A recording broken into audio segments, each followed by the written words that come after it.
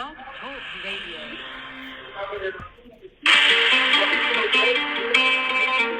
Historia de la Iglesia en su totalidad, y a partir del capítulo 4 entramos en la tercera sección, o sea, capítulo 4 y 5, la adoración celestial. La semana pasada y la anterior ¿en dónde estuvimos?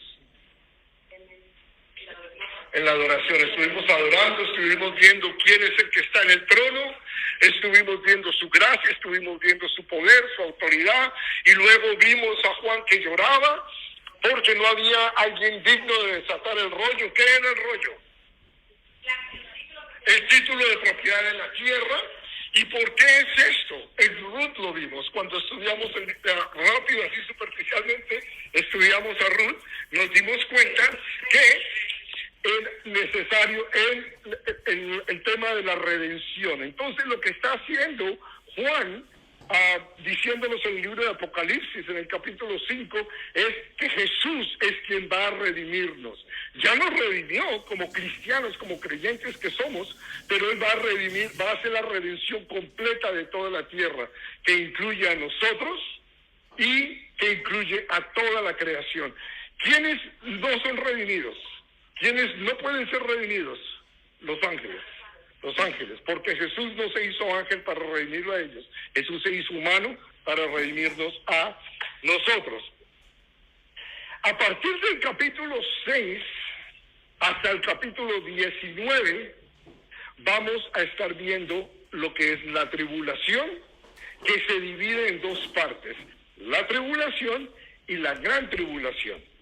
Son 7 años en donde, mientras que nosotros, capítulo 4 y 5, estamos en el cielo, disfrutando de las bodas del Cordero, disfrutando del tribunal de Cristo, disfrutando del tiempo que vamos a estar en el cielo, recibiendo recompensas, etcétera. El mundo va a estar pasando por la gran tribulación. Y esa es la que vamos a comenzar a estudiar a partir de hoy. Pero, así como no quise estudiar el capítulo 4 sin haber entendido el libro de Ruth, y me detuve e hice un alto en Ruth, les quedó más claro entendiendo a Ruth por qué es lo que pasa, ¿cierto? En el capítulo 4 y 5. De la misma manera, hoy, a pesar de que estamos en Apocalipsis, no voy a estar en Apocalipsis mucho tiempo, es más, casi nada. Voy a estar en donde les dejé la tarea. ¿Cuál fue la tarea? Daniel capítulo 9, versículos 24 al 27, ¿y qué más? Y Mateo 24. En realidad, Mateo 24 y 25 van juntos. Lo que pasa es que Mateo 25 es muy difícil de entender, y un día de estos vamos a llegar ahí, vamos a tratar de entenderlo juntos, ¿ok? Entonces, lo que voy a hacer, hoy no voy a entrar a Mateo 24, posiblemente la próxima semana voy a orar a ver si es lo que el Señor me muestra, o si no, de una vez entramos a Apocalipsis 6, en donde comienza con los 4 jinetes del Apocalipsis, ¿ok? Pero de aquí a allá voy a orar. Por ahora, lo que vamos a entrar a ver va a ser las 70 semanas de Daniel. Daniel capítulo 9.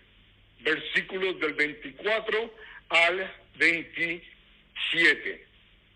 Vamos a leerlo juntos y vamos a tratar de entender qué es lo que pasa en esta profecía que el profeta Daniel nos da. Dice en el versículo 24: 70 semanas están determinadas sobre tu pueblo y sobre tu santa ciudad, para terminar la prevaricación y poner fin al pecado y expiar la iniquidad, para traer la justicia perdurable y sellar la visión y la profecía y ungir al santo de los santos. 25. Sabe pues y entiende que desde la salida de la orden para restaurar y edificar a Jerusalén hasta el Mesías príncipe habrá 7 semanas, y 62 semanas se volverá a edificar la plaza y el muro en tiempos angustiosos. 26. Y después de las 62 semanas se quitará la vida al Mesías, mas no por sí. Y el pueblo de un príncipe que ha de venir destruirá la ciudad y el santuario. Y su fin será con inundación, y hasta el fin de la guerra durarán las devastaciones. 27 y último, dice, y por otra semana confirmará el pacto con muchos. A la mitad de la semana hará cesar el sacrificio y la ofrenda. Después, con la muchedumbre de las abominaciones, vendrá el desolador hasta que venga la consumación y lo que está determinado se derrame sobre el desolador. Ahí están, son 4 versículos y... pensé que había Biblias en español, pero no hay. Son 4 versículos. ¿Tú tienes una ahí? Aquí al frente sí, porque no tienen ellos ahí una. Gracias.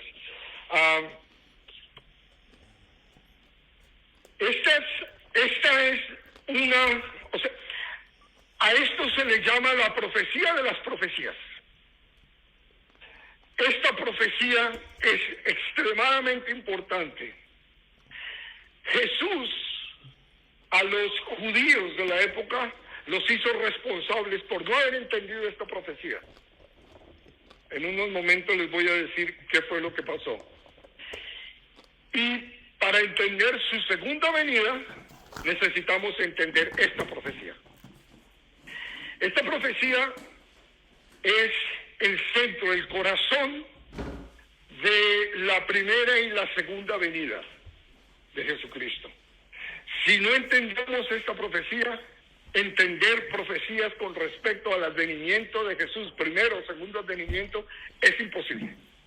Así de claro, es imposible entenderlo. Así que vamos, ¿cuántos de ustedes leyeron el texto? Ok, gracias por honestidad, lo que no levantaron la mano.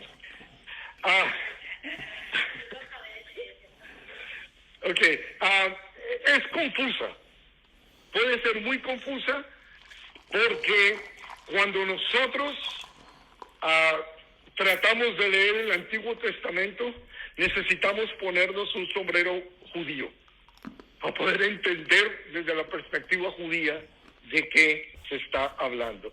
Y mi oración es que hoy, terminando este estudio, tengamos claro este pasaje y lo entendamos para el resto de nuestras vidas aquí en la tierra. Así que 70 semanas están determinadas. Semanas, cuando hablamos de semanas, ¿qué es lo primero que uno piensa? 7 días. 7 días. Quiero dejarles saber que la palabra semanas es una traducción para poder entenderla nosotros en nuestra modernidad, en nuestro hemisferio occidental, pero la palabra correcta es 77. ¿Ok? 7. La palabra traducida semanas sería mejor traducida, está de esta manera: 77 están determinados sobre tu pueblo. Entonces, cuando hablamos de 7, necesitamos entender a qué se refiere con esto de los 7. Puede ser, te digo, los traductores han traducido semana, el cual no es incorrecto del todo. Lo que pasa es que bajo nuestros binoculares vemos semana y hablamos de 7 días, de lunes a domingo. ¿Ok? Pero para el judío también hay semanas de semanas, y semanas de meses, y semanas de años, porque son 7. 7 semanas son una semana, 7 meses son una semana, 7 años son una semana. Y ahí es donde nos vamos a concentrar, en años. Son semanas de años. Porque si fuera 70 semanas de días, eso ya pasó hace muchos años. Y tenemos claramente, lo leímos ahora y ahora voy a entrar más, a ver que nada de, bueno, mucho de lo que está acá y la razón de la profecía aún no se han cumplido. Hoy en el siglo XXI, año 2022, todavía no se ha cumplido. Entonces, obviamente, no está hablando de semanas de días, ni semanas de semanas, ni semanas de meses, está hablando de semanas de años. ¿Ok? Y vamos a tratar de desempolvar todo esto a ver qué es lo que está pasando. Entonces, 70 semanas están determinadas sobre tu pueblo y tu santa ciudad. Versículo 24. Entonces, ¿está claro? Semana, ¿no está claro? Semana es 7. Ok, nada más, y por eso es que nos confunde, porque creemos que semanas son semanas de días. Entonces, la traducción, como les digo, la traducción más clara sería en el versículo 24, donde está ahí, 77 están determinados sobre tu pueblo y sobre tu santa ciudad. ¿Ok? Ahora, el trabajo que tenemos que hacer nosotros es ver qué tipo de 7. Si 7 semanas, 7 meses, 7 días, 7 años. Y les dejo saber de una vez para que no se jalen los pelos y no se maten la cabeza, son semanas de años. ¿Ok? Eso creo que está claro. ¿Perdón? Siglos, puede ser semanas de siglos, claro que sí, claro que sí. Pero en realidad de años, y ahorita vamos a ver por qué tenemos la certeza y la seguridad que es de años. Bueno, el foco de la profecía es que tu pueblo, Israel, y tu santa ciudad, lo estamos viendo ahí. ¿Ok? Entonces, esa profecía está centrada a tu pueblo, a Daniel, al pueblo de Daniel, que son los judíos, el pueblo de Israel, y a tu santa ciudad. ¿Cuál es la santa ciudad? Jerusalén. Entonces, esta profecía tiene que ver con Israel y con Jerusalén. Y ustedes no se vayan, por favor, porque tiene que ver con nosotros también. Al final vamos a ver cómo es que somos nosotros partícipes también en esta profecía. Ahora, la profecía comienza afirmando que se cumplirán 6 cosas con respecto al pueblo judío. ¿Cuáles son estas cosas? Terminará la prevaricación, la transgresión. Pregunta, ¿ya pasó esto? No. Poner fin al pecado, ¿ya pasó esto? No. Expiar la iniquidad, ¿ya pasó? Y si sigo, el resto, todas son no. Ninguna de ellas se ha cumplido. Ojo, para Israel y Jerusalén. Entonces, traer la justicia perdurable, sellar la visión y la profecía y ungir al santo de los santos. Veamos una por una, terminar la prevaricación en nuestro texto en Reina Valera. Hay otras que tienen transgresión, es igual de válida. Entonces, tenemos que entender el significado de lo que es terminar la transgresión. Se refiere al rechazo de Dios por parte del judío. El judío, quizás el judío ortodoxo, busca a Dios a su manera, no a la manera de Dios. Y nosotros sabemos que nosotros a Dios no podemos buscarlo a nuestra manera. O es a la manera de Él o no es. ¿Ok? Y entonces, la transgresión es cuando yo peco a sabiendas de lo que estoy haciendo. Un ejemplo fácil les voy a dar. Eva fue engañada y pecó. Adán transgredió, porque él podría haber dicho no. ¿Sí? Pero él voluntariamente se dio cuenta de la condición, lo que estaba pasando, y accedió, entonces él transgredió. Nosotros, cuando pecamos, normalmente transgredimos, porque sabemos que nosotros como creyentes sabemos, el Espíritu vive dentro de nosotros y nos deja saber. Entonces el pueblo de Israel ha transgredido y nos dice el texto en Mateo 23, del 37 al 39, que Jesús no regresaría hasta que el pueblo judío estuviera dispuesto a decir: bendito el que viene en el nombre del Señor. Entonces, esta parte de la profecía se va a cumplir cuando Israel, como nación, le clame, le pida y le diga: bendito el que viene en el nombre del Señor.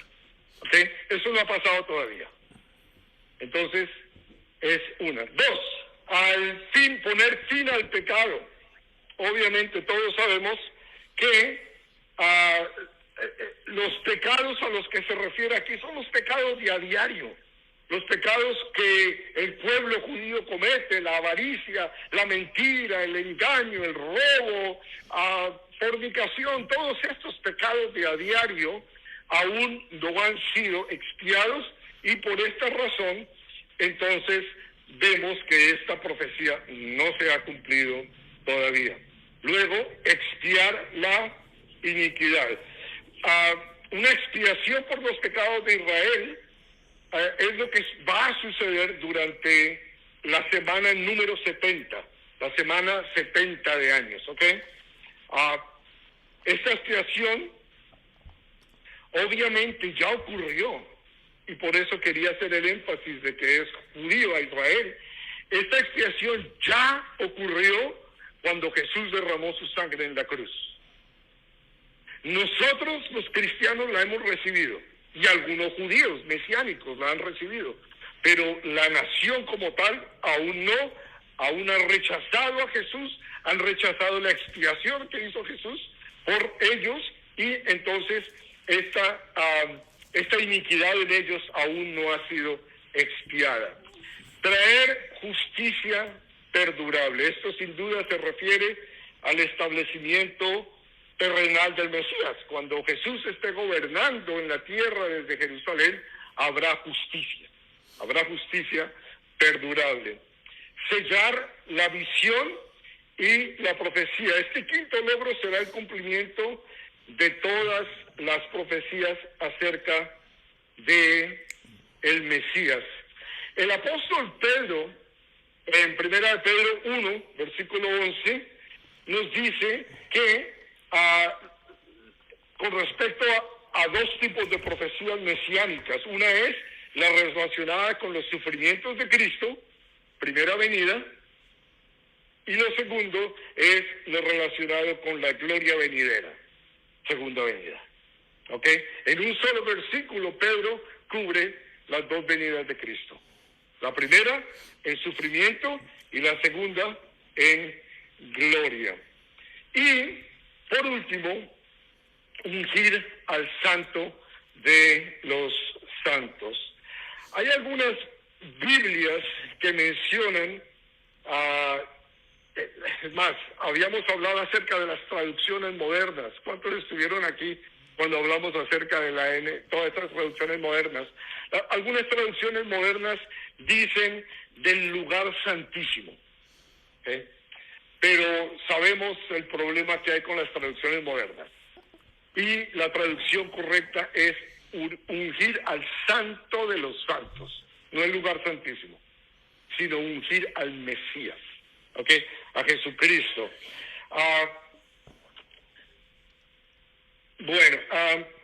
Vamos a dejarlo acá. El punto de partida de esta profecía dice que todas estas metas espirituales se cumplirán dentro de un periodo de 490 años. ¿Por qué digo que 490 años? 7 por 7, 49, y agréguenle un 0, ¿cierto? Son 77. Entonces 77 son de años, son 490 años, y eso ya nos da un lugar desde donde arrancar para poder entender la profecía. ¿Cuándo comenzó este periodo y cuándo va a terminar? Es la pregunta del millón. ¿Ustedes se han hecho esa pregunta? ¿Cuándo va a comenzar? Yo también me la hice. Y esos 490 años ah, son los que indican la primera venida de Cristo y la segunda venida de Cristo, los 490 años. Así que tratemos de entenderlo. La profecía dice que el punto de partida de las 70 semanas será esto, la salida de la orden para restaurar y edificar a Jerusalén. ¿Okay? Entonces ya vimos el versículo 24. El versículo 24 ya nos aclaró, es una profecía futura. No se ha cumplido esa parte, aún no se ha cumplido. Pero hay parte de la profecía que ya está cumplida y es lo que vamos a ver a partir de este momento. Entonces dice, sabe pues y entiende que desde la salida de la orden para restaurar y edificar a Jerusalén. Entonces, este es la bandera verde que dice, arranquen, la luz verde que da inicio a la partida de la cuenta que tenemos delante de nosotros. Vamos a ver unas fechas bastante importantes para tener en cuenta. Los que toman fotos a las páginas, este es el momento de tomar una, saquen sus cámaras. Bueno, estas son fechas importantes para tener en cuenta. La primera es el año 605 antes de Cristo. En el 605, Daniel es llevado en cautiverio. En la primera, el primer asedio, ¿quiénes fueron los que asediaron a Israel? Los babilonios. ¿Bajo el comando de quién? Nabucodonosor. ¿Qué pasó? Pasó lo siguiente. Israel, desde que tomó posesión de la tierra, el Señor les había dicho que cada 7 años tenían que dejar descansar la tierra. O sea, cultivarla por 6 años y el 7º año dejarla descansar. ¿Cuántos años creen ustedes que Israel hizo eso?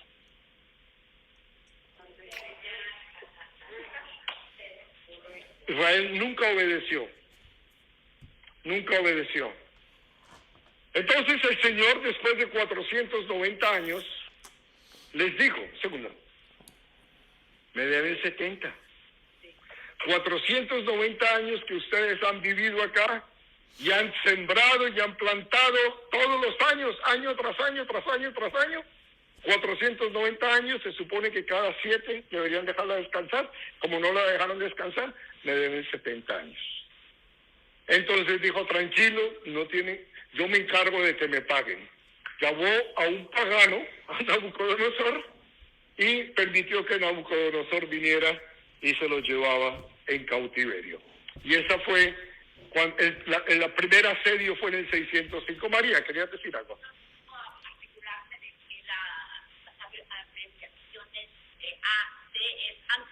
Antes de Cristo, es correcto, sí. Hace antes de Cristo. Yo no uso el políticamente correcto de la era moderna o la era antigua. No, antes de Cristo y después de Cristo, que fue quien dividió el calendario. Sí, claro, van descendiendo, van de atrás para adelante. ¿Okay? Luego, en el año 598, fue el segundo asedio de Babilonia a Jerusalén. Luego, en el año 587, entre el 587 y 586, fue el tercer asedio, y ahí fue cuando ocurrió la destrucción de Jerusalén. Luego, en el año 538 antes de Cristo, Daniel recibe la profecía que estamos estudiando. Y en el año 536 fue el primer remanente judío regresa a Jerusalén bajo las órdenes de Zorobabel. Ahora voy a entrar un poquito más y estudiar todos estos, a este señor Zorobabel. Si ustedes han estudiado el libro de Esdras, ahí sale Zorobabel, ahí se sabe quién es Zorobabel. Y si han estudiado el libro de Nehemías, entonces van a saber quién es Nehemías. ¿Ok? Por ahora, necesitamos simplemente entender que el periodo de cautiverio fueron 70 años, Jeremías 25 del 1 al 12. Y ya entendemos la razón por qué, fueron 70 años. ¿Ok? ¿Está claro hasta ahí? Como dice el gringo, so far so good. Ok. Luego, vamos a ver entonces el punto de partida de todo esto.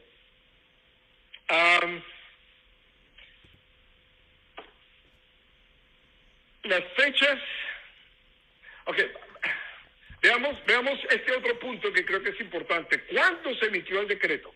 Para poder entender qué es lo que está pasando. ¿Cuándo se emitió el decreto para restaurar y edificar Jerusalén? Si no tenemos esa fecha, no vamos a poder partir de ahí para contar, ¿cierto?, los 490 y determinar entonces lo que tenemos que determinar. Así que qué bueno que preguntaron ustedes, porque tengo 3 respuestas. ¿Cuál les gusta? Hay estas 3 posibles respuestas. ¿Okay? La primera puede ser el año 536 antes de Cristo, cuando Ciro, el Trump antiguo, rey de Persia, emitió un decreto a Zorobabel para reconstruir el templo en Jerusalén, y ahí tenemos las citas bíblicas en Segunda de Crónicas, en Esdras 1 y en Esdras 6. Podemos encontrar información acerca de esto. Esa es la primera fecha posible, porque tiene que ver con la restauración de Jerusalén. ¿Por qué es importante la restauración de Jerusalén? ¿Cuántos están poniendo atención? Porque dice 25, sube pues y entiende desde la salida de la orden para restaurar y edificar Jerusalén. ¿Ok? Entonces el versículo 25 es clave acá, porque a partir de esa fecha, para restaurar Jerusalén, entonces, ¿qué necesitamos que suceda? Primero, que Jerusalén esté destruida y el templo. Ese es el primer requisito. Y segundo, que haya una orden, que haya un decreto para que Israel pueda ser reconstruida, Jerusalén, perdón. Y los únicos 3 eventos en la historia, antes de Daniel o en el Antiguo Testamento, son estos 3. El segundo es en el año 457, en donde Artajerjes, rey de Persia, ojo, ya no está Babilonia gobernando. Ya los babilonios habían perdido el poder y ahora estaban los persas, los medo-persas, gobernando.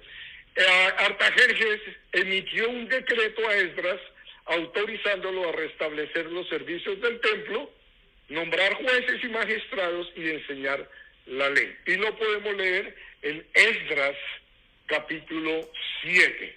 ¿Ok?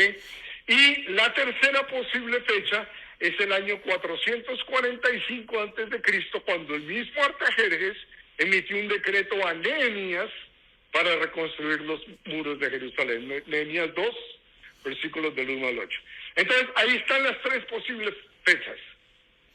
¿Qué hacemos nosotros entonces para saber cuál? Buena pregunta. Ok, entonces, ya que tenemos eso claro, ya que sabemos que tenemos esa necesidad, me voy a detener un rato en la más común, la que la mayoría de historiadores y de eruditos y de teólogos y comentaristas bíblicos han determinado como la fecha correcta, y es la tercera. ¿Ok? La tercera, la de Artajerjes, emitiéndole el decreto a Nehemías para reconstruir los muros de Jerusalén. ¿Por qué se inclinan por esta? Porque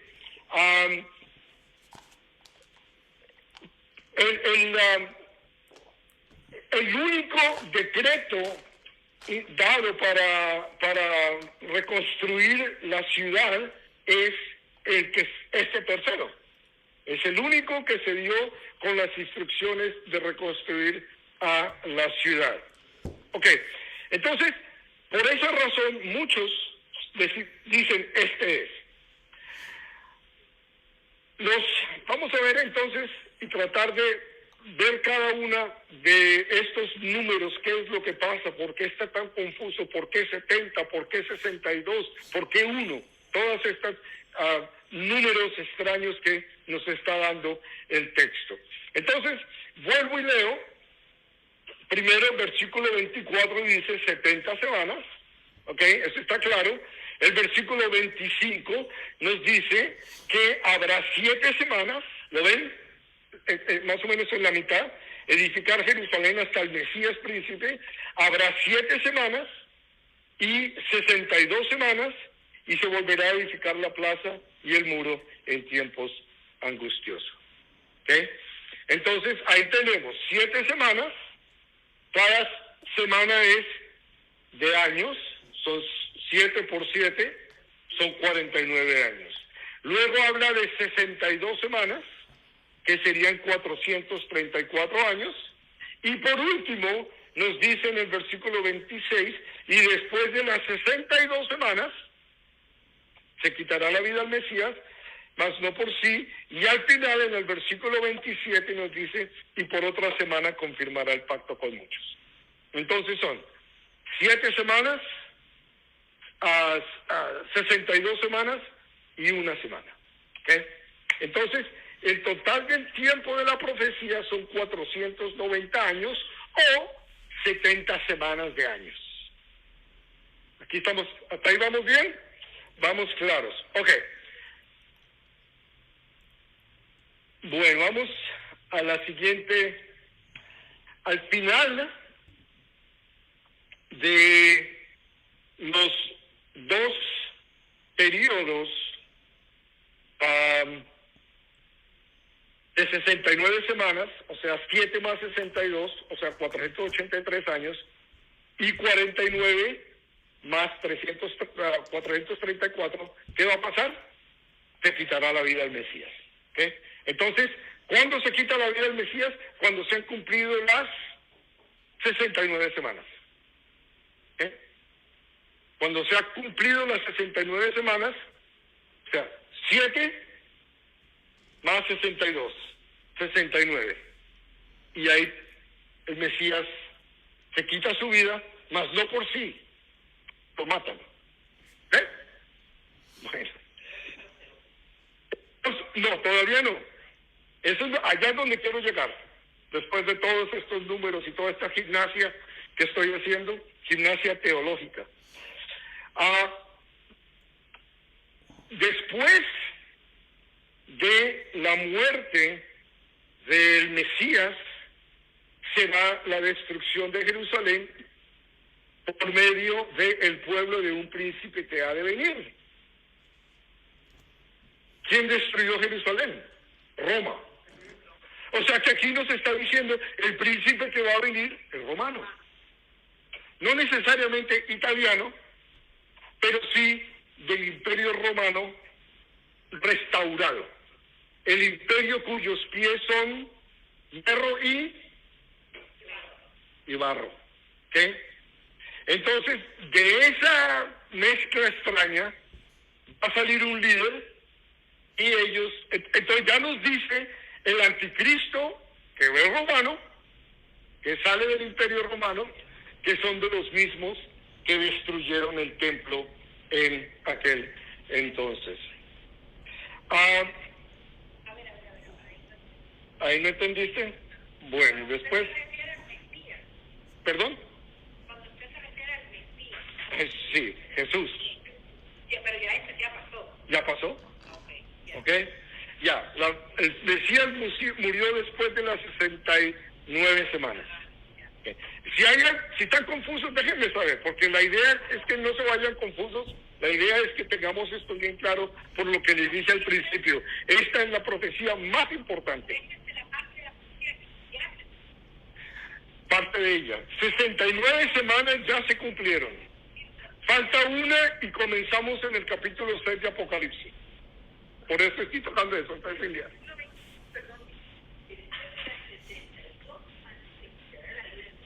Claro, ya han pasado 7. 62 son 69. Después de las 69 se quita la vida al Mesías.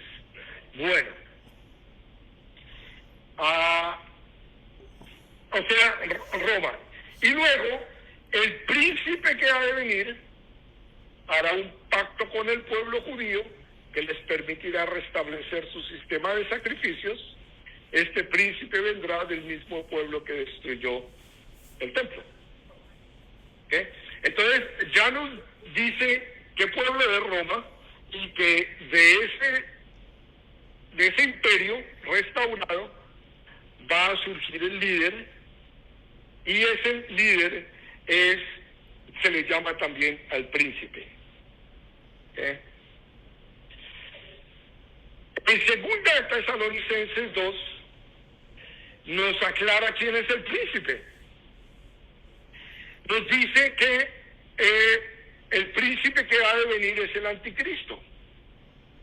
Y se le conoce como el hombre de pecado, que es el hijo de perdición, y en el mismo pasaje declara que su pacto permitirá a los judíos restaurar el templo.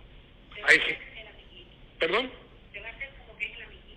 Sí, claro. Él va a venir, va a traer paz. Hay mucha especulación sobre cuándo va a surgir el anticristo. Eso no se sabe. Lo único que sabemos para el surgimiento del anticristo es que la iglesia ya no está presente. La iglesia va a ser arrebatada antes de que el anticristo aparezca. ¿Está claro eso? Entonces, no busquen al anticristo, busquen a Jesucristo. A Él es el que tenemos que buscar. En Él es que tenemos que tener los ojos puestos, no en el anticristo. Sí. La iglesia no va a estar presente, nos lo dice en Tesalonicenses, también lo vemos. ¿Okay? Ambos pasajes, en Daniel 9 y en 2 de Tesalonicenses, establecen el hecho que a la mitad de la semana, o sea, a los 3 años y medio, este príncipe que ha de venir va a traicionar al pueblo judío y va a marchar hacia el templo que ha sido ya reconstruido, y él mismo se va a declarar como Dios. Okay. Entonces, ¿cuándo va a ocurrir todo esto? No sabemos. Sabemos que entre la semana 69 y la 70 ha habido un espacio de 2000 años. ¿Okay? Que entre la semana 69 y la 70 ha habido un espacio de 2000 años, que son los 2000 años de la iglesia. Porque si cuentas de cuando vino Jesús, el Mesías, que fue al final de la semana 69, a hoy, un poquito más de 2000 años, pero es más, un poquito menos de 2000 años. Pero más o menos, ¿ok? Entonces, van 2000 años desde ese espacio de tiempo. ¿Cuándo va a surgir el anticristo? No sabemos. Lo que sí sabemos, como les dije, la iglesia tiene que irse. Pero hay algo muy importante. Hay algo muy importante que me provoca como dejarles de tarea, ¿saben? Pero es que no todos la hacen. Sí, se les voy a dejar de tarea. Lean Ezequiel 38 y 39. ¿Okay? Lean Ezequiel 38 y 39. Y esa se llama, o se le conoce como la batalla de Gog, príncipe de Magog. ¿Eh? Pero no me dijeron, dígame si estoy equivocado, que dice que donde está Ucrania ubicado era la zona que se describía que era Magog. No, más bien Azerbaiyán y Georgia son más bien, son cerca, sí. Un día de estos hablamos de eso. Pero Ezequiel 38 y 39 es en donde Rusia con aliados, entre ellos Azerbaiyán, Georgia, Turquía, Irán, el archienemigo de Israel, Libia y Sudán, se van a unir para atacar a Israel. ¿Okay? Y la fuerza de ellos juntos, solo Rusia puede destruir a Israel cuantas veces quiera, pero se van a unir por asuntos económicos, asuntos que Rusia quiere tener acceso al Mediterráneo directamente, a todo el gas y todo el petróleo que produce Israel, y el enemigo está detrás de todo eso, el odio contra el pueblo de Israel. Entonces, parece ser que cuando eso ocurra, y cuando ocurra además la destrucción de Damasco, ¿quién ha estado viendo las noticias últimamente con respecto a lo que está pasando en Damasco? En Damasco no han sido como 10 casas ya en pie. Cuando ocurra la destrucción de Damasco y cuando ocurra el ataque de Gog en Ezequiel 38-39, lo que la mayoría de eruditos creen es que esa guerra va a hacer que surja alguien que va a traer paz. Porque hoy por hoy no hay líderes en el mundo. Bueno, con excepción del que tenemos acá. No hay líderes en el mundo, no hay líderes en el mundo, ¿ok? No hay nadie quien pueda tomar decisiones de varón y decir, así son las cosas. No lo hay.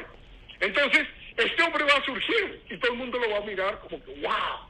Entonces, todo esto lo explico para que entendamos que estamos muy cerca. Muy cerca. China no me entra en la parte de estos que se van a... China no aparece, no. No. Ni China ni Estados Unidos aparecen, y una de las razones por las que puede ser es por el rapto. Hay más cristianos en China que en el resto del mundo. Juntos. ¿Ya? Y los que somos aquí en Estados Unidos, el momento del rapto, estos países van a quedar como que, wow, ¿qué pasó con la fuerza laboral? ¿Qué pasó con la fuerza militar? ¿Qué pasó? Todos nos hemos ido. Entonces, por eso es una de las razones, creo yo, por la que no se mencionan. María.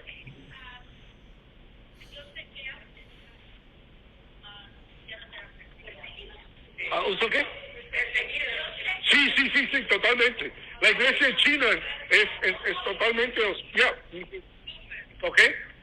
Bueno, ¿dónde estaba yo? Ustedes me hacen perder siempre. El mismo pasaje deja claro que su impacto permitirá lo que... Bueno, gracias. La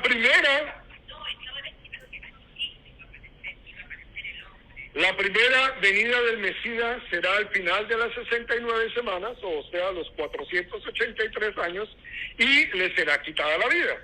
¿Okay? Antes de que el templo sea construido. Muy importante esto.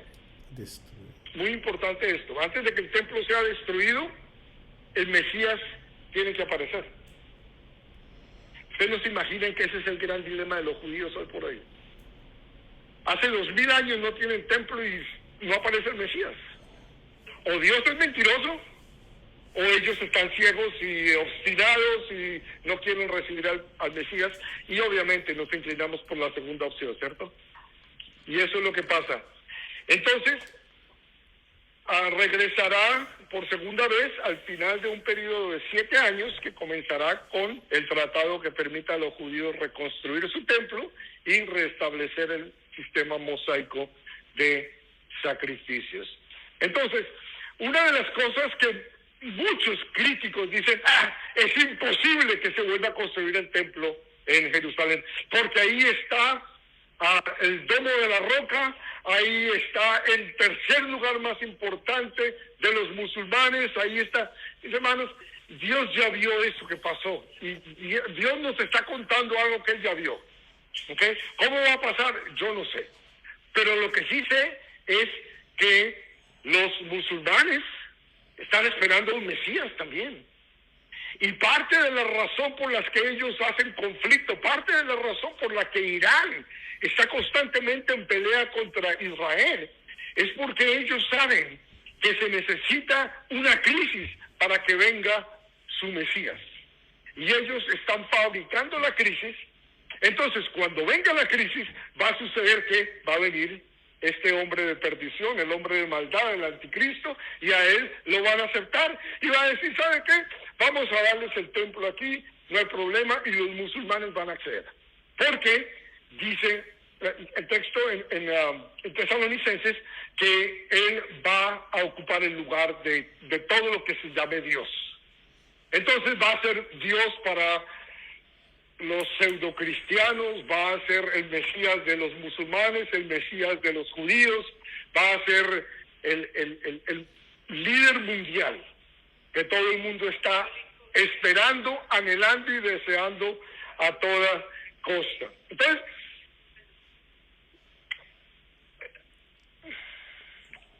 vamos a hacer unos cálculos acá. Vamos a hacer unos cuantos cálculos para poder entender cuándo va a pasar todo esto. ¿Okay? Los primeros cálculos que les voy a mostrar salieron de este librito. The Coming Prince. Sir Robert Anderson, el autor de este libro, el libro se escribió en 1894. Y esta es la original. No.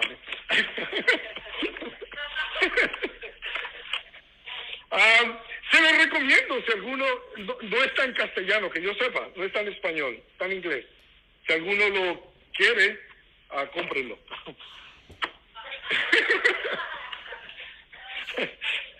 Ya. Está en Amazon, sí, todavía está disponible. ¿Ok? Los cálculos que hizo Sir Robert Anderson en el libro llamado The Coming Prince, él utiliza, déjenme voy allá, él utiliza la tercera fecha, la que les dije, la de Nehemías, del año 445 antes de Cristo, y entonces él hace un poco de gimnasia con números y con profecías y trata de llegar a la fecha que es. Desde el año 445 antes de Cristo, él se va hasta el año 32 después de Cristo, que fue cuando Cristo murió. O sea, 476 años, lo multiplica por 365 días que tiene cada año, y le da un total de 173.740 días.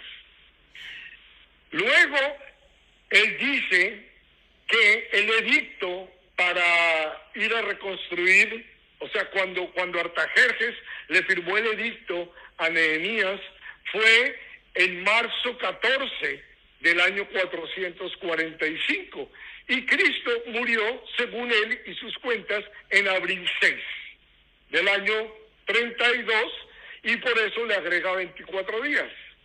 Y a todo esto le agrega 116 para completar lo que son años bisiestos. Y él llega a un total de 173.880 días. ¿Perdón?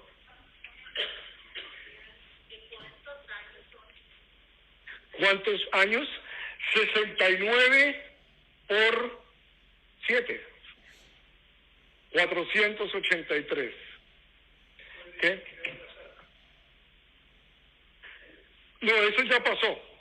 Eso fue desde la orden que dio Artajerjes a Nehemías para reconstruir el muro, que lo leemos en el libro de Nehemías, hasta el día en que Cristo murió. 173.880 días.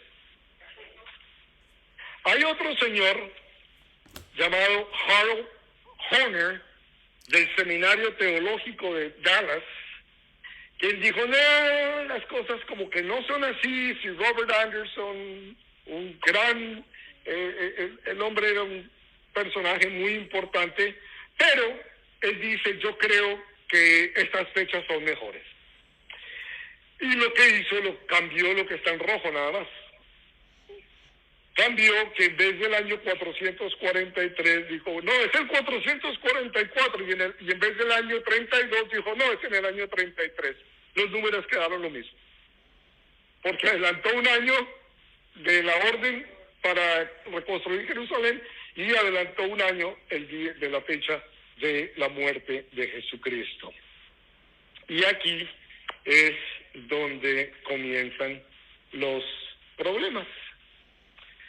los problemas con respecto al año profético. No, los cálculos se hicieron en base a años solares. Si vieron, está multiplicado por 365. ¿Okay? Luego le agregaron los años bisiestos y todas estas cosas. Y hay quienes dicen, no. Los judíos no pensaban en años solares de 365 días, sino en años lunares de 360 días. Y además tenemos un precedente que está en el libro de Apocalipsis, capítulo 11:3 y 12:6, en donde el Señor dice que los últimos 7 años, los años de la tribulación, van a ser 2520 días. Y si tú divides 2507 entre 7 años, 2520 entre 7 años, te salen años de 360 días. Entonces serían años lunares. Y dice, ven. Pero eso también tiene un problema. Y el problema es que los judíos nunca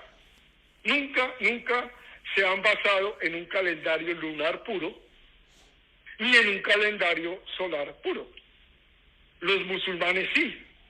Los judíos siempre han usado un calendario lunisolar para acabar de completar las cosas.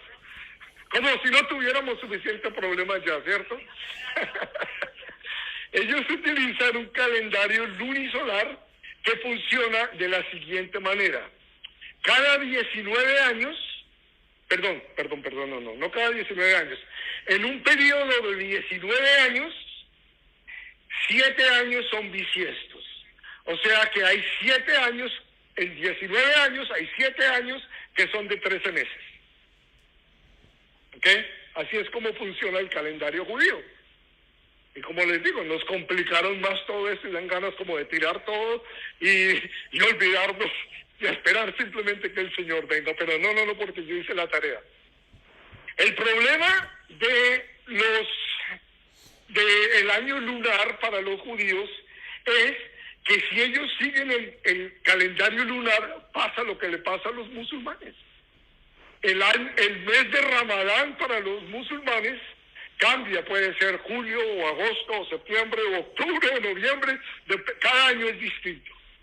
Las fiestas judías no son así, porque las fiestas judías se celebran alrededor de la cosecha y de la siembra.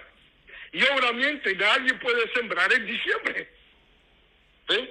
Entonces, por eso los ajustes. La Pascua siempre es en la primavera. El Festival de Trompetas siempre es en el otoño. Entonces, por eso hacen los ajustes. ¿Está claro eso? Bueno. Volvamos una vez más más perdido que perroniza.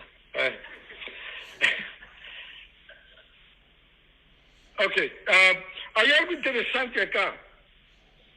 La profecía de Daniel fue escrita para judíos, ¿cierto? De la época.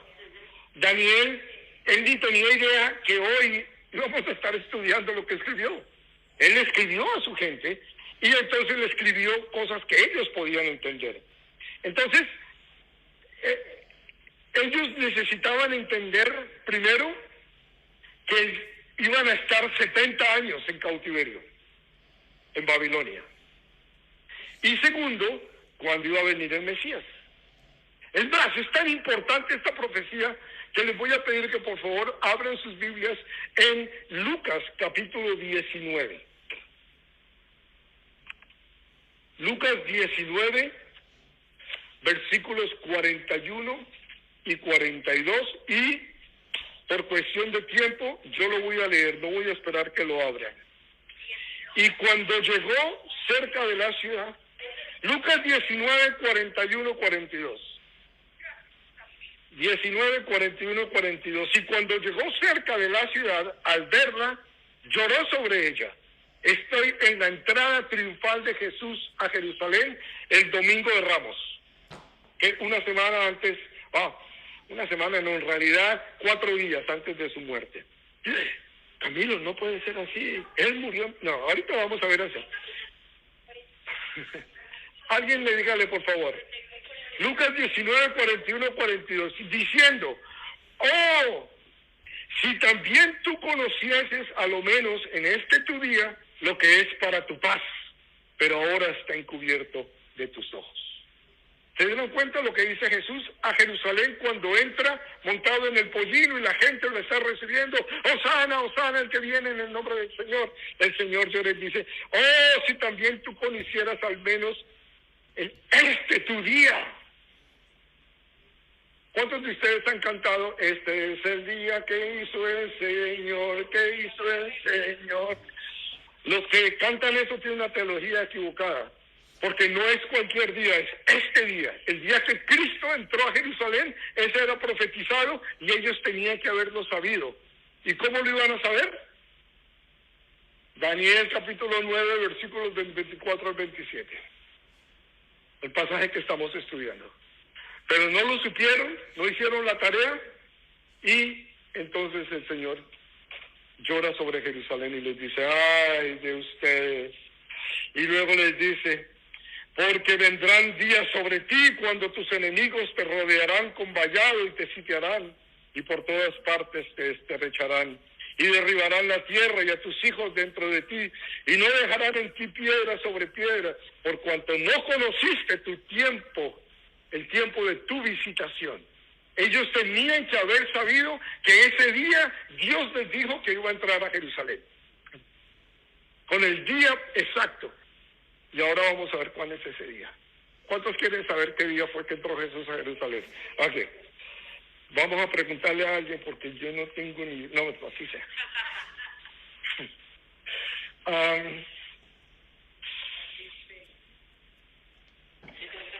Vamos, si observamos, ya mencioné algo, pero si quieren tomen nota, en Daniel 9, del 1 al 2, Daniel entiende claramente los 70 años que estaban en cautiverio. ¿Y cómo lo figura él? ¿Con años solares o con años lunares? Con lo que usaban ellos. Para él era muy fácil, para nosotros, así como contamos enero, febrero, marzo, abril, para él era muy fácil haber contado los días y los años que faltaban para que se terminaran los 70 años del cautiverio.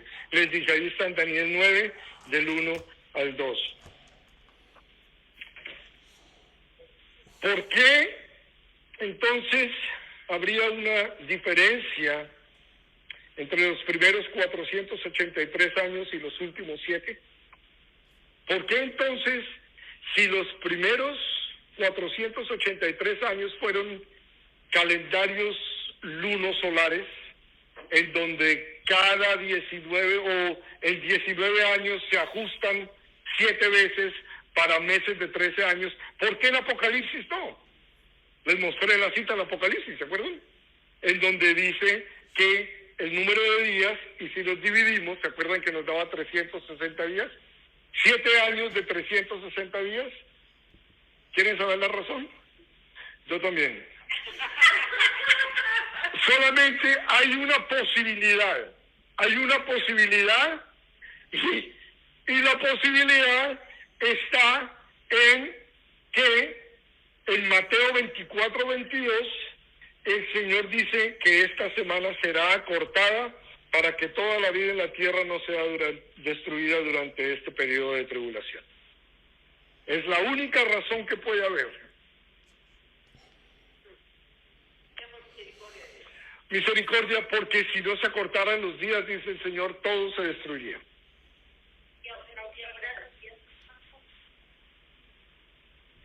En el invierno, generalmente sí. Bueno, esa es la pregunta del millón. ¿Y por qué entonces el Apocalipsis sí los muestra como años de 360 días, años lunares? La única explicación, busqué por todo lado y lo único que pude encontrar fue esto. La misericordia del Señor acorta los días, porque si no, se extinguiría absolutamente todo. Volvamos entonces a ver estas fechas. Son las tres únicas fechas posibles. Ya vimos las dos opciones, las dos opciones se centran en la tercera, que es la de 445 antes de Cristo. Ahora, yo les quiero dar un punto de vista alternativo. A los que pensaban comprar el libro, no lo compren. Porque les voy a... Ya no importa, léanlo, instruyanse. Ok, la mejor solución, creo yo, tiene que ver con como los años lunares ajustados periódicamente. O sea, el calendario judío que ellos tienen hoy, el calendario judío que ellos han tenido por siempre.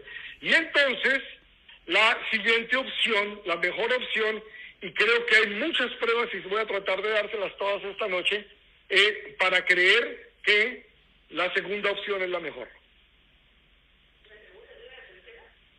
La tercera es la que se ha estado usando, del 445. Les voy a dar la razón para creer que la segunda es la mejor. 457 antes de Cristo, cuando Artajerjes, rey de Persia, emitió un decreto a Esdras autorizándolo a restablecer los servicios del templo, nombrar jueces y magistrados y enseñar la ley. Esdras 7, del 11 al 26. Ya se los había puesto, si ya tenían ese, ¿no? ¿Lo quieren otra vez? Ok, toma la foto, pues. Ok, es que ahí voy a detenerme un rato, pero era para los que no habían tomado la foto anterior. De la muralla. Es correcto. Todo eso se lo voy a aclarar en este momento. Entonces, la opción 2, que es la mejor, es en el año 457, le agregamos los 483 años, ¿cierto? 69 más 7, o 69 por 7 más bien. 62 más 7 es 69. ¿Ven el número 69 ahí? Por 7 años, ¿cierto? Nos lleva al año 27 después de Cristo.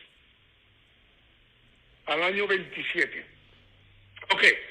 ¿Por qué Esdras 9, o por qué es el segundo en vez del tercero?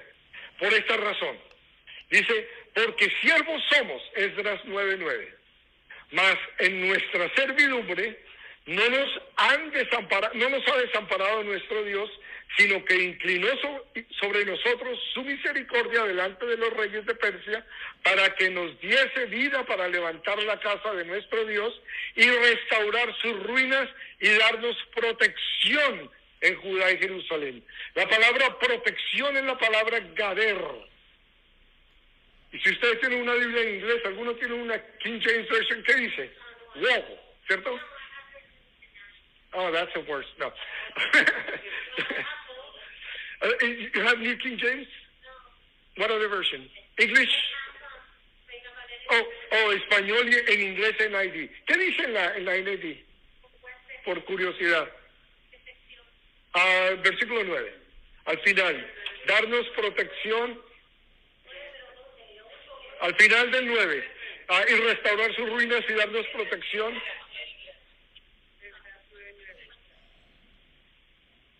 Bueno, está bien, no importa.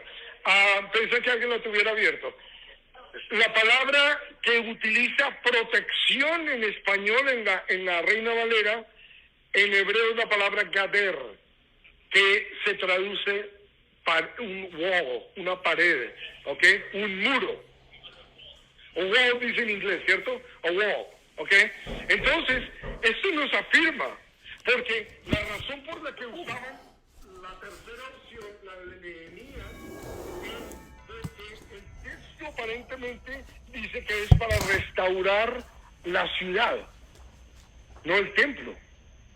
Pero se nos olvida que esa segunda orden a Esdras fue para restaurar, ¿qué? Sus ruinas y darnos una pared, un muro en Judá y Jerusalén. Por eso muchos teólogos y eruditos modernos están inclinándose por esta versión que les estoy dando a ustedes. ¿No, cierto? Ya. Gracias. Entonces, usando el decreto de Esdras como punto de partida, el año 457, si contamos los 483 años, hacia adelante llegamos al año 27, como lo tengo ahí puesto.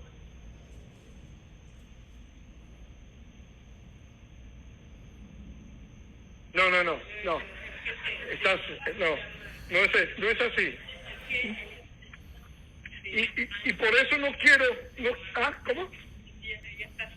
Claro, en la 457 réstale hasta el 1 y ese, o sea, le sumas 457 a 27 y te tiene que dar, ya me confundí, es de 457 antes de Cristo al año 27. 457. No tiene que llegar a cero porque no existe año cero. No existe año cero. El año que va antes del primero después de Cristo. Es el primero. Hay dos primeros. Primero antes de Cristo y primero después de Cristo es el mismo año.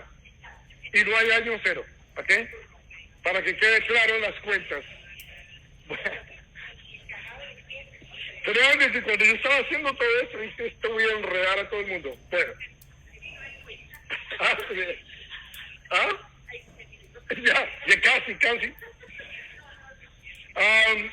Bueno, vamos a ver entonces con esa misma opción de la salida de la orden para restaurar Jerusalén. Tomemos esta, ahora vayámonos al otro lado del espectro, al año 27, a ver qué encontramos. Yo les llamé la relación de la resurrección.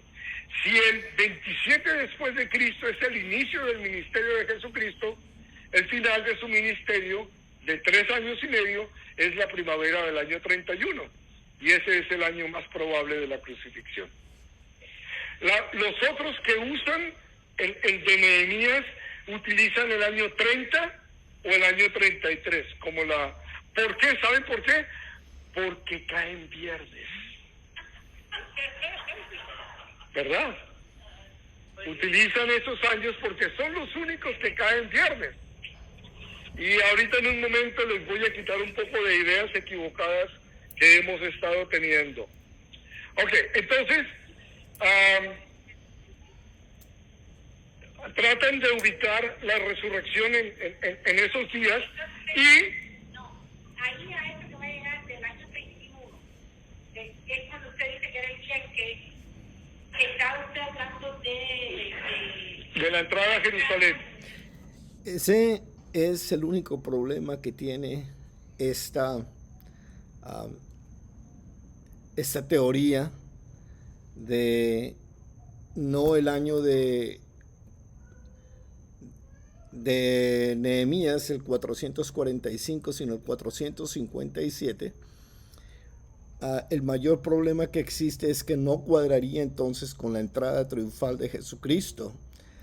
Ahora, entendamos que existe otros pasajes en donde estaría Cristo anunciando su llegada, pues, otros pasajes proféticos que anunciarían la entrada de Jesucristo, y posiblemente ha habido la idea equivocada por muchos años de creer que ese día que Cristo entró a la entrada triunfal era el día que estaba establecido por esta profecía de Daniel.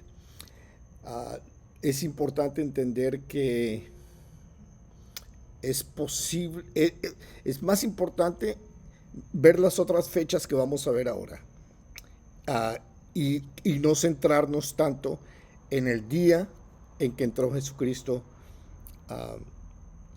en la entrada triunfal.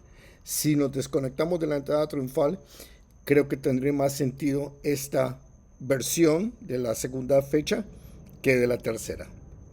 Ese es el único problema problema que tiene esta idea. Es el único problema es ese, que no cuadra con la entrada triunfal. El resto todo cuadra y les voy a mostrar. Y eso estaba en mi nota, ya se lo iba a decir, pero te adelantaste. Ok, la creencia de que Jesús fue crucificado en una Pascua que cayó en viernes se basa en una declaración de Marcos 15:42 en que dice que la crucifixión tuvo lugar el día de preparación antes del sábado. ¿Qué? Eso es lo que creen, pero no. La semana pasada nos quedamos aquí como hasta las 2 de la mañana discutiendo cuál era el sábado. Aquí estuvimos esta tarde hablando acerca de el sábado. Entonces, vamos a ver cómo funciona esto.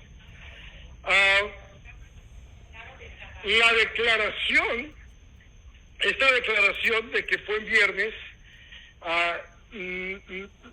es equivocada. Ya la tradición ha sido la tradición por 2000 años, pero tal declaración tiene sus raíces en la ignorancia de nosotros los gentiles con respecto al judaísmo.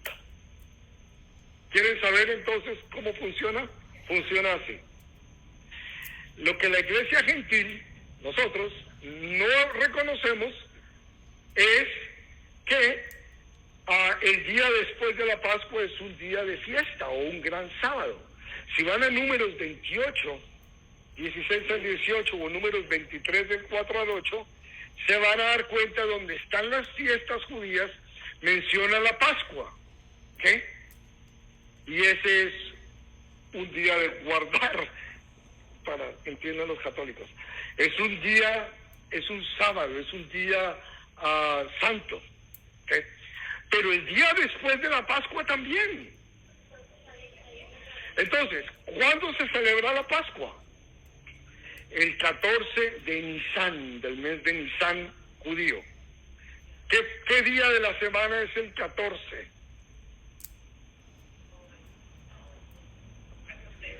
Cualquier día. El día 14, ¿cuándo es el 14 de junio? ¿Qué día de la semana es el 14 de junio? Cualquiera.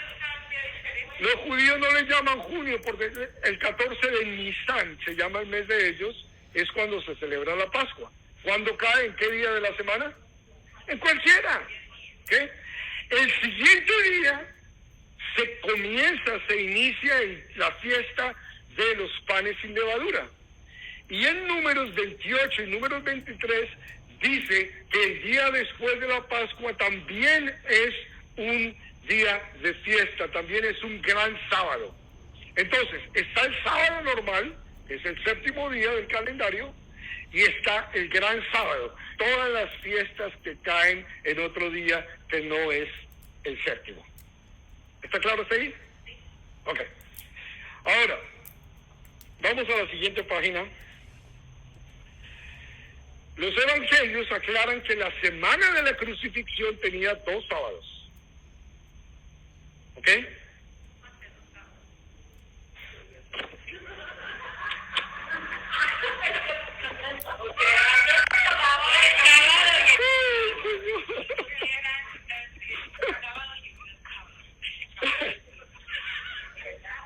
En Marcos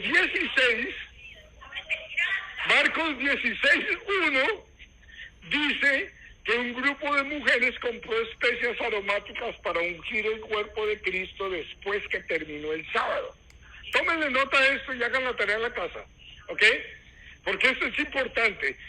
Entonces, ¿cuándo compraron las especies aromáticas? No.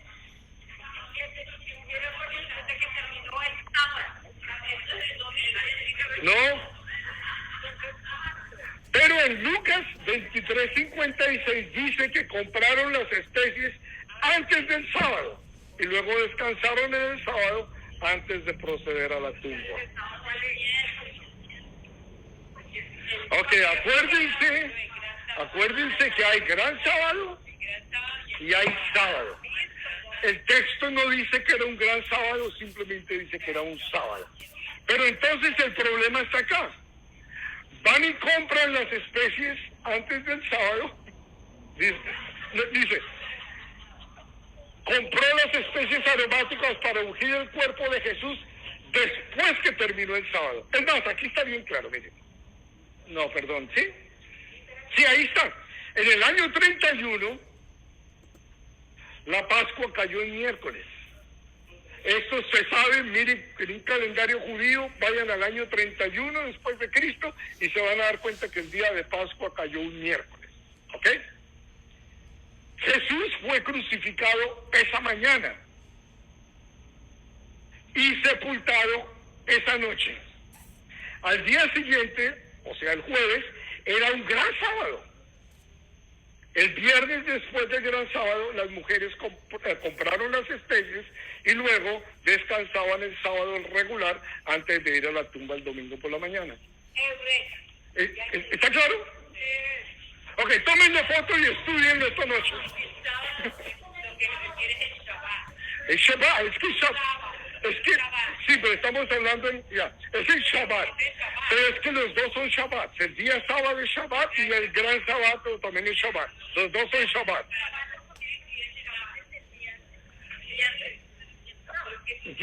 Entonces, Jesús murió el miércoles.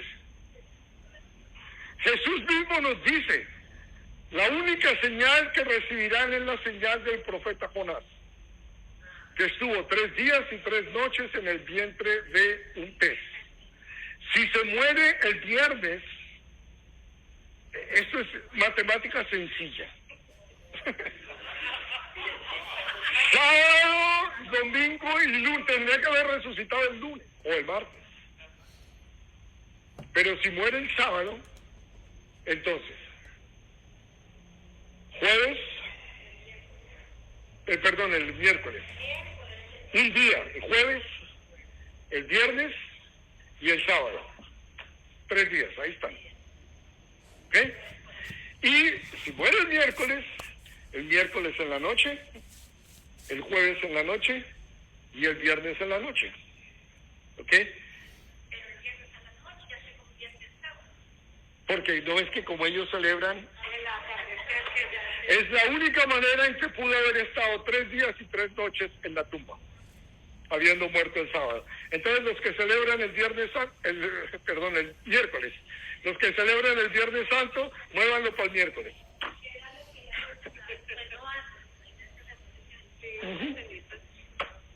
No tiene nada que ver con eso. No, absolutamente nada que ver con eso. Bueno, ¿qué más?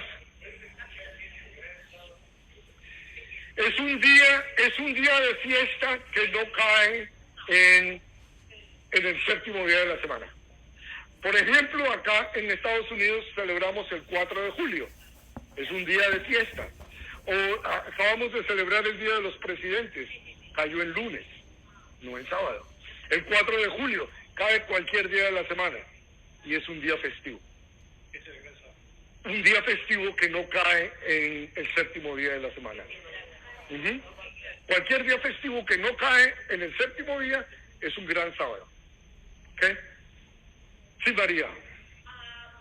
Yo oí que los cristianos no deberíamos celebrar la Pascua. Ok, gracias. Después hablamos de eso, porque nos salimos del tema. Entonces, vamos acá a la pregunta que yo sé que ustedes me van a hacer, pero se me está pasando el tiempo. Discúlpenme, la idea no era esa. ¿Qué pasa con la semana 70? Pues ya vimos las 69 semanas ya quedaron claras, ¿cierto? Están claras, no hay duda sobre las primeras 69. Ok. ¿Cómo?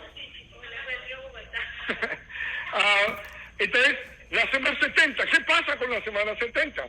¿Es futura o es pasada?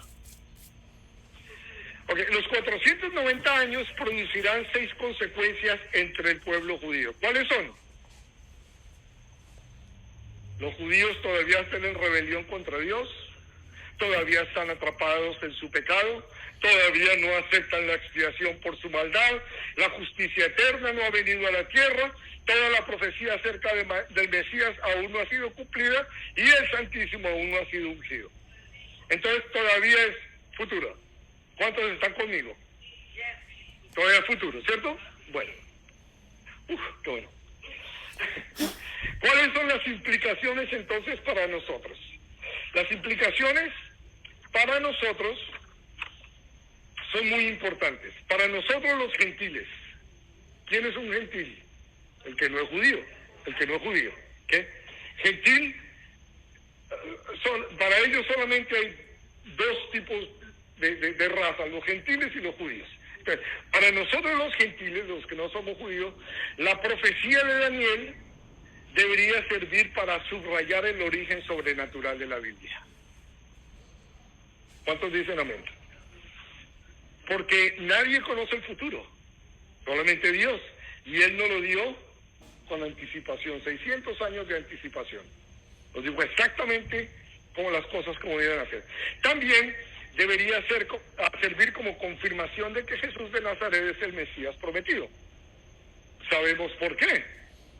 Y ahora veámoslo desde la perspectiva judía. Para los judíos la profecía debería ser profundamente perturbadora por dos razones. Primero, enseña claramente que el Mesías tenía que venir antes que el templo fuera destruido en el año 70. ¿Está claro eso? ¿Cierto? La profecía dice que el Mesías tenía que haber aparecido antes de que el templo fuera destruido. ¿Perdón? Y lo saben todavía, pero no hay peor sordo que el que no quiere oír, dice el dicho. O sea, eso significa que Dios no cumplió su promesa o que los judíos no reconocen a su Mesías, obviamente en segundo. Y en segundo lugar, la profecía enseña claramente que aún se avecina un tiempo terrible de tribulación para los judíos. ¿Okay? Entonces, esos tiempos difíciles de tribulación son los que vamos a empezar a ver en el capítulo 6. Se llama las 70 semanas porque esa semana 70 de 7 años, esa semana tiene 3 propósitos, lo vimos cuando empezamos a ver el libro de Apocalipsis. Una es para despertar a la humanidad, a los primos, a los tíos, a los hermanos, a los abuelos, a los vecinos que les hemos hablado de Cristo y han hecho oídos sordos. Cuando venga ese día se van a despertar, les va a costar la cabeza, pero si se pierde su cuerpo, al menos que se salve su alma. Eso es uno. Segundo, para despertar a una nación, la nación de Israel. Ellos en el séptimo, cuando vengan estos 7 años, ellos van a reconocer quién es el Mesías, van a aceptarlos y obviamente muchos van a morir también a raíz de su fe en el Mesías. Y por último, preparar los que van a entrar al milenio, porque al milenio solamente van a entrar creyentes. ¿Perdón? Al milenio solamente van a entrar creyentes. Mateo 24, véanlo, ahí está. Bueno, Moisés dijo que sería un tiempo de angustia que ocurriría en los postreros días, Deuteronomio 4. Jeremías lo llamó el tiempo de angustia para Jacob, Jeremías 30. Daniel lo caracterizó como un tiempo de angustia, cual nunca fue desde que hubo gente hasta entonces. Aquel que le diga, ya pasó la tribulación, ya pasó, mentiras. Porque eso que Daniel dice en el capítulo 12, que va a ser terrible, como nunca antes lo ha habido. Hitler, comparado con el anticristo, va a parecer un Boy Scout. ¿Qué? Zacarías dice que 2/3 de los judíos, 2/3 partes serán cortadas en ella, en la tierra, y se perderán durante este tiempo terrible. 2/3 partes de los judíos. En el primer año de la tribulación, cuando lleguemos ahí, 1/4 parte de la población de la tierra va a perecer. Si somos 8 billones, o sea, 8,000 millones, 2,000 millones de personas van a morir el primer año de la tribulación. ¡Wow! O sea, es grave. Y por último, con eso los dejo ir a casa. El proceso será obviamente horrible, pero el resultado será glorioso porque el remanente restante por fin volverá su corazón a Dios, aceptará a su Mesías y clamará: bendito el que viene en el nombre del Señor. Y los que lo querían ver más claro, ahí está. Ahí se los preparé. Sí, no canta ningún gallo. Entonces, tenemos las 69 semanas, que son 483 años, lunosolares, 7 semanas de años, 62 semanas de años. Esto no lo mencioné, se me pasó. Las primeras 7 semanas, los 49 años, se demoró la reconstrucción de Jerusalén. Pero no de Nehemías. La de Nehemías no se demoró eso, pero la de Esdras sí. Esa es otra prueba que esa está correcta, ¿ok? Se demoró 49 años reconstruyéndose. Luego los otros 434 años fue el periodo de tiempo de la presentación del Mesías. Y entonces nos vamos por el edicto de Artajerjes a Esdras en el año 457, y en el año 27 comienza el ministerio de Cristo.